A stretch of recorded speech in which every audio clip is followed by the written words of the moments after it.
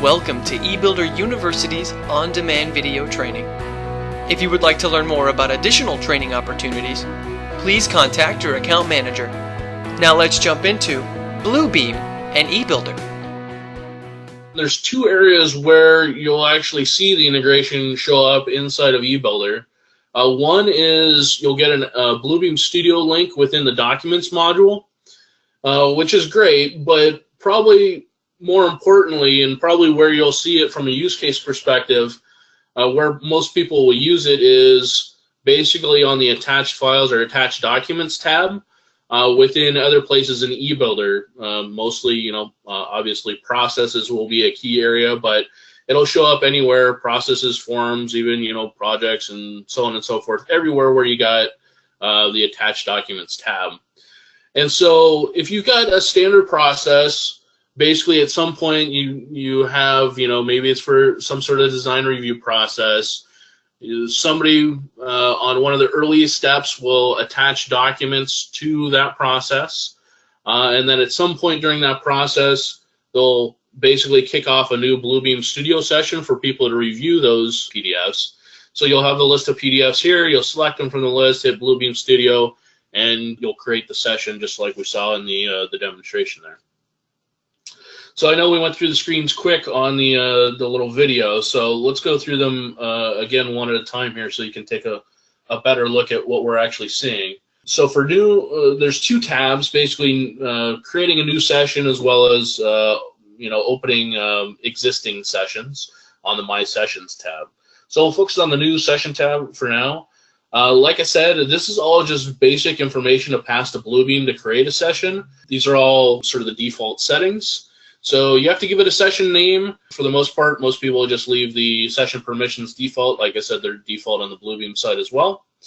You can restrict attendees by email addresses. So you can explicitly say only people that I've invited directly will have permission to this session, as opposed to letting others invite people to the session as well.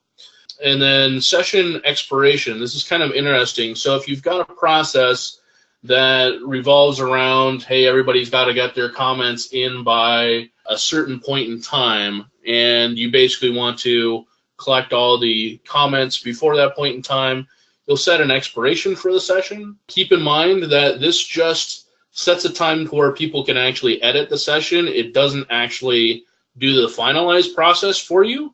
So basically it'll just make it so that people can't log on to the session after this point in time. Still, as the owner of the session, the host of the session, you'll still have to come back into eBuilder and actually do the finalized process, which, like I said, is the point in which the files are actually then transmitted back to eBuilder. So that's a handy tool and something that people are usually interested in. The second screen that pops up as part of creating your session is the session invitation. Again, here you can invite people based upon the contact list or groups, basically, that you set up in the contact groups as well, and a little message what the session is going to be about. Again, this just goes into kind of the invitation email that's sent out to users that asks them to join your session. Then the last screen is basically just the details of the new session that was created. You can click the link there, or if you've got Bluebeam Review open already, you can paste in that number to basically go open your studio session also. The shortcut link there is just an easy way to get back to your session. The last screen is on the My Sessions tab, which basically lists a summary of all the sessions that you have available there.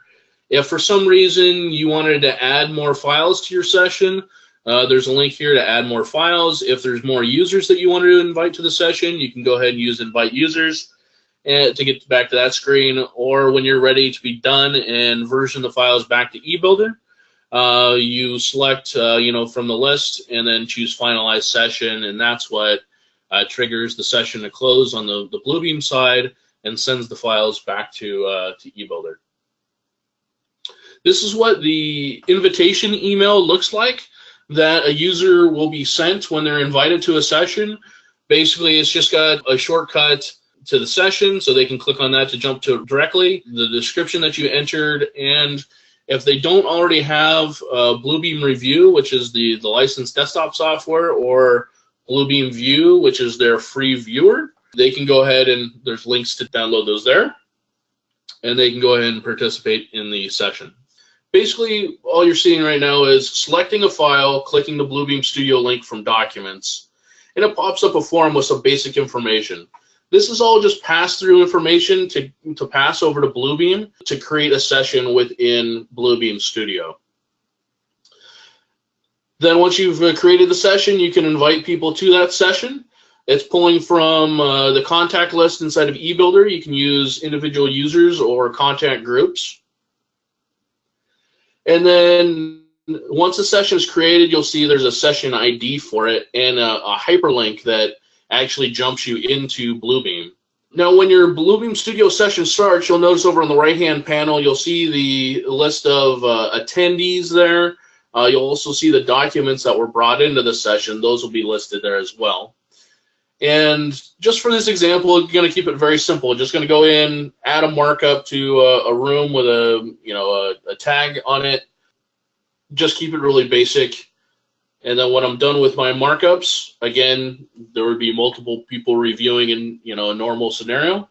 I can just go ahead and close out of Bluebeam Review, which is, like I said, my desktop editor again. You'll notice the second tab there, which is a listing of my open sessions. I can click on that session, hit Finalize, and that's basically the trigger that says version these files back into eBuilder. You'll see right now it's version 6. When I refresh, it goes to version 7. I've got the new version of my PDF committed back to eBuilder.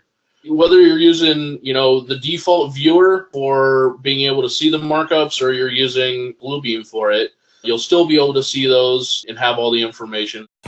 If you would like to learn more about additional training opportunities, please contact your account manager.